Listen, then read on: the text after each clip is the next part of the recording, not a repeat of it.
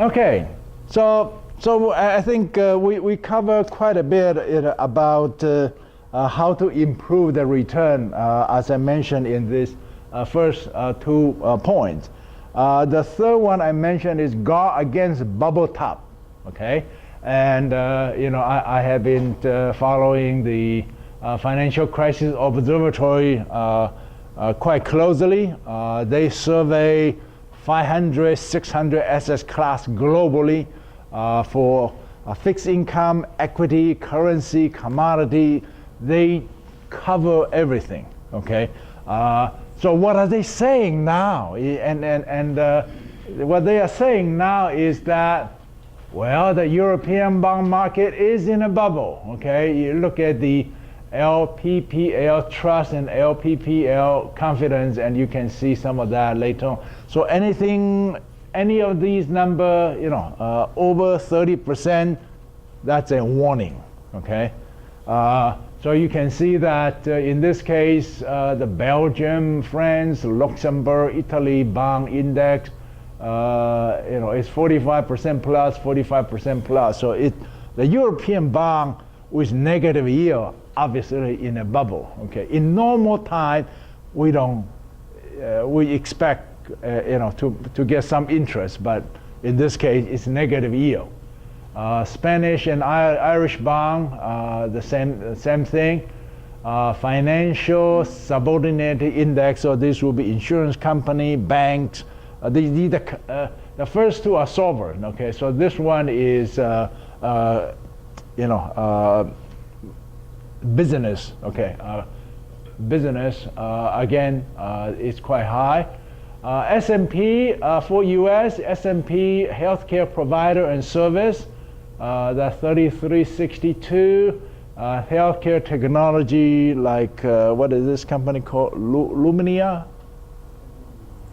What? Illumina. So the gene splicing, gene sequencing provider, or the company like CERN, right? The electronic data capture, medical record capture. Okay, so those are the two identified by FCO. And then all the European, equity. This is Ireland, stocks, media, travel, insurance, healthcare, DAX, and topics, which is Japan. Okay, so they are all flashing potential bubble top signal.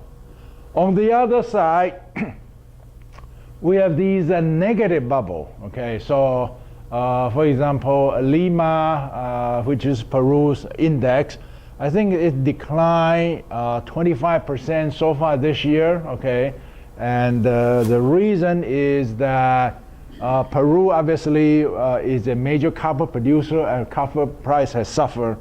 But there's also a potential political risk. Okay, that is, Peru could become the next Ecuador and Venezuela, where the populist leftist will take over the government and implement populist type of policy. Okay, Colombia also a potential negative bubble. So if you're looking for opportunity, well, there's maybe some opportunity with caution. Okay. So we already know what's on the warning board. Okay, and then the question is, okay, so I am in European hedge equity. Now how do I get? I know that I got to watch out and prepare. The exit door is there. Okay, so how do I actually get out? And when decide I need to just jump. Okay. I'm going back, okay, to look at the one of the major bubble top of all time, the internet bubble burst. Okay, after the final blow-off phase, Nasdaq Composite reached the bubble top in early March 2000. The week before the top, this Nasdaq Composite 13-week average return was 2.7%. with 13-week standard deviation 4.6%, and therefore the weekly Sharpe was 0.58 or annualized Sharpe ratio of 4.18. So just around the bubble top, that was some of the reading at that point in time. Okay, so if 50-day moving average were used as the exit criteria, exit occur slightly below 4,500, the 13-week negative return will not reach until Nasdaq Composite fell to 33.21. So you can see that this is the Nasdaq, okay, Composite. This one is the 50-day moving average. And if you say, okay, once it falls below 50-day moving average, I'm out, okay? So that exit occurs shortly after, below the 4,500. If you say that, I remember the Sharpe Parity's framework say that if the 13-week return is negative, you assign 0 weight to that. So you have gotten out in that point in time by using the 13-week, but that exit occurred at about 3,300. So if you use the 50-day moving average, you have exit much earlier and therefore had much less drawdown. Okay? So remember, this is the bubble top of all time. Okay? Let's look at one of the more recent example, which is actually a few months old. Okay? This chart, okay, is the VNQ, or the Vanguard REIT Index, okay? Weekly standard deviation of about 1.2%. VNQ had a very high Sharpe ratio in December and January. Annualized return of more than 60% was not sustainable. Need to get out super quick once the run is over. So I mentioned that, for example, here, okay, the weekly Sharpe was 0.97. So what does that mean? Remember, the standard deviation is about 1.2% per week. So if you have a weekly Sharpe of 0.97, your weekly return was about 1.15 or something like that. So if every week it's go up 1%, well, every year, by end of the year, you have gone up 60% or so. So that's a very high Sharpe ratio. Okay, so one potential rule is to exit a weekly checkpoint against 25-day moving average once the weekly Sharpe exceeds 0.75 or the annualized Sharpe ratio exceeds 5.41. Okay, so you can see that. So this is a very high. And this is the 25-day moving average. And this is the 50-day moving average. And so if you got out, okay, once it falls below the 25-day moving average, you have gotten out around, say, 86, 85 or so, instead of, around 80 or so. Now, by now, the Sharpe ratio is actually quite low right now. Okay. Now, so I use this as an example to say, hey, when you see very high Sharpe ratio, you must prepare to exit super quick. Now, what are some of the asset class or subclass with very high Sharpe ratio right now? And as of Friday of the April the 10th, DXJ 13-week Sharpe ratio 1.03, Hedge Germany 0.99, Hedge IFA 0.98, Hedge Europe 0.96, and 10, which is the solar ETF 0.68. Okay. So that's, the potential tweak number 3, guard against bubble top. The last point I want to mention is how to incorporate valuation as part of the allocation scheme. A number of you are familiar with this Patrick O'Shaughnessy study. Okay, so this is on source document number 5, okay? The 2 way to improve the momentum strategy that came out, last year. And in that particular study, Patrick was using the U.S. stock, okay? You look at two dimensions. One is the momentum dimension. The other one is the valuation dimension. And he looked at 50 years. So this is a very exhaustive study, okay? He looked at the return after 1 year. So if you have,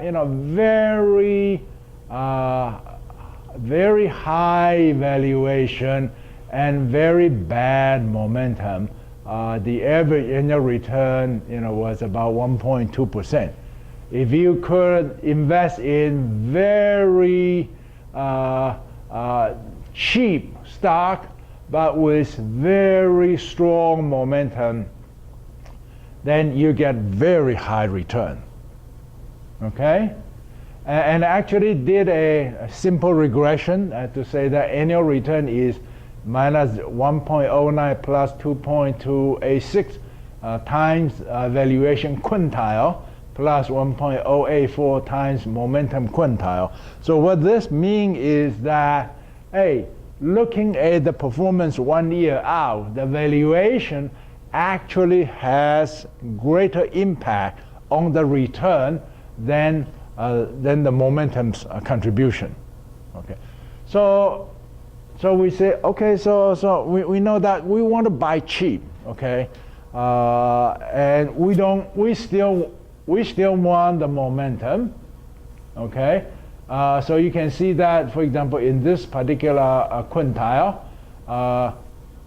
good momentum, expensive, you got 8.8%. Good momentum, cheap, you got 17.5%. Okay. So how do we incorporate this type of thinking into the Sharpe parity framework? So I'm proposing that, looking at some of these, okay. What I'm proposing is to buy the cheaper one with the same Sharpe ratio. So if you look at February 27, the weekly Sharpe ratio, XSD 0.45, PEJ, the Leisure, okay. Remember these two are both fairly thin volume, 0.44. Yahoo's finance PE is 24. So you say between these two classes, about the same valuation, the same Sharpe ratio, I'm indifferent to them, okay? However, if you look at the next category, okay, so, Sharpe ratio is about 0.3 in that range. Hedge European has a PE of 15. US small cap growth, IJT has a PE of 21. So you say, hey, about the same Sharpe ratio and cheaper, so I would buy Hedge Europe back in February instead of US small cap growth. Look in the next category, about 0.22, 0.23, 0.25, somewhere in that range. The PE for consumer discretionary was 18. Russell 2000 small cap was 19. FXI China share that is traded in Hong Kong is 10. So say, I get the same Sharpe ratio and a much lower valuation. Therefore, I would buy FXI and I would not buy XLY or IWM. The next one is SPY and IAI. They are about the same Sharpe ratio, about the same PE. So I'm relatively indifferent to them. Okay. So this is a proposed framework. I mentioned here that select FXI instead of XLY or IWM due to low valuation. A sister FXI of FXI is A-share, which is Shanghai A-share, has a very high standard deviation. The weekly standard deviation is about 4%. Okay, because some Some weeks it went up 10%, some weeks it went down 5%. Okay, so the weekly standard deviation is about 4%. But higher Sharpe ratio and a very low correlation to SPY. Low was 0.01. So if you say, I want to buy something that's cheap and I want to have low correlation, hey, A share may fit your criteria. Okay. Now these are just my speculations. Okay. And I say historical simulation and go forward tracking are needed to demonstrate that the approach works. One recent anecdotal evidence is HEJ, FXI, A share suffer less drawdown than XXD, PEJ, IJT, IWM during the late March 2015 US market share off. So we do have some evidence to say that hey, the low valuation may actually work quite well. Okay. And that's all all I have. And you have the source document. Okay, you can see. We want to read the Neil Nakisa's original article. Welcome to do so. Yes. If we look at the fundamentals, there is a list of 10, 12, 15 fundamentals that you apply to a list of your source to figure out which companies go through and then eventually create your portfolio. None of them includes, though, the Sharpe ratio. That's correct. The question is why? If this is a fundamental criteria that you can use, just take 11 instead of 10, put Sharpe ratio with the border, say above 3, and separate everything with low to high Sharpe ratio. All your scheme works perfectly in this respect. Except that we need to guard against bubble top because as some of the examples demonstrate that right now the Sharpe ratio, Sharpe parity is steering the portfolio to hedge European semiconductor. So that could be one risk. In the fundamental analysis, the time dimension is totally excluded. Yeah. It could be a week from now, it could be 10 years from now. So the only requirement to your criteria is that it's long enough to be comparable with other parameters. Yes. If it doesn't, then of course you're right. We cannot include this because it's what do you say? I say, what we're trying to do in this presentation is make it into a manageable, material. So we look at the momentum, which Sharpe parity is a momentum framework. And we look at the valuation, which is probably one of the most important consideration in the fundamental valuation. And we can consider whatever 20 different variable, but I'm trying to make the whole thing manageable. So I look at 2 or 3 dimensions, and I'm saying that hey, Sharpe parity is a good framework. You can tweak whatever way you want. I'm just proposing that hey, there's a certain way to tweak it, and I share some of my own tweaking with you. That's it. I'm not saying that this is the only way. No, I have not found the holy grail. Okay. Yes. Did you try weekly rebalancing? Say it again. Did you try rebalancing weekly, and how does that perform compared to the? You can do that.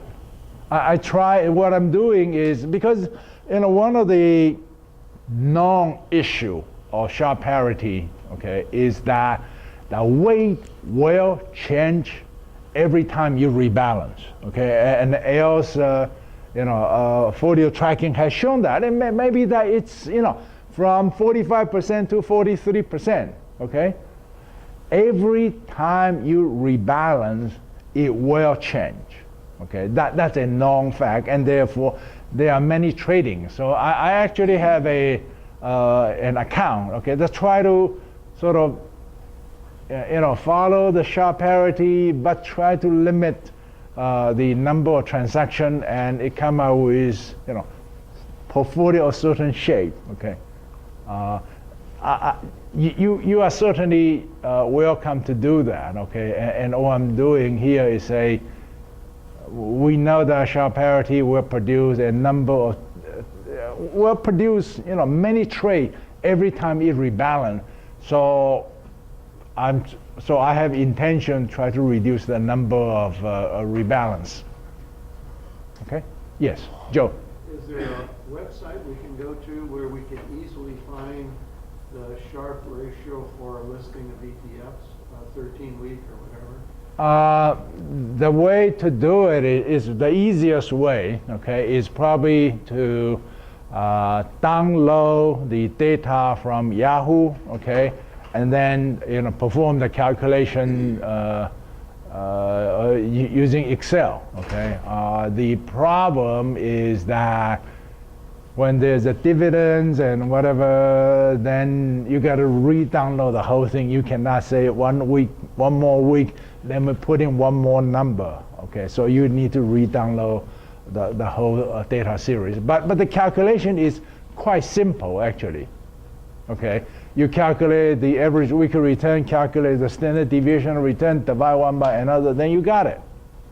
I wonder if that would be a worthwhile service to make available to viewers and subscribers. I have no intention to provide that. I'll sign up. I'll sign up to do it. provide a spreadsheet that just downloads, you know, standard 8 and calculates the Sharpe code. And that way people can expand on that as they need to. Okay, if no more question, I thank you for your time and your attention.